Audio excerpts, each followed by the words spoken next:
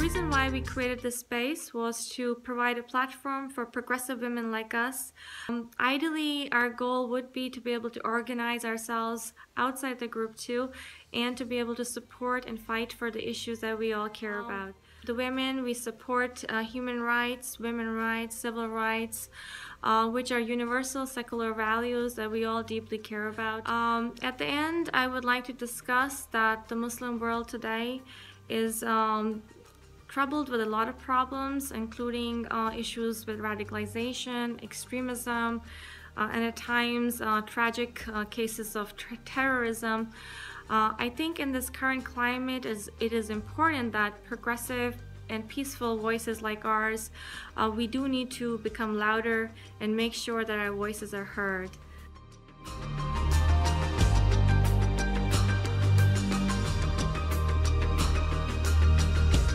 Hi, my name is Noreen Atula. I'm a psychiatrist from Providence, Rhode Island, and originally I'm from Karachi, Pakistan. For a long time I felt quite marginalized myself, in that most of my family and friends who are Muslims hold very traditional views, and nowadays it seems like Islam has become all about what not to do as opposed to what we should do. This has become very onerous and burdensome.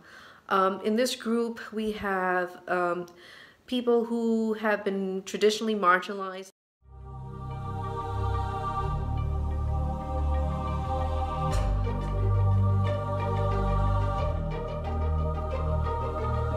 I also think that Islam is perfectly compatible with secularism because there is no compulsion in religion and we are answerable only to our Creator in spiritual matters. So for everything else, there is guidance in the Quran. The other reason why secularism is key for us in the Muslim world is because it is the best answer to the rising sectarianism and intolerance that we see. We need a state which is neutral to all religions and where every citizen is equal.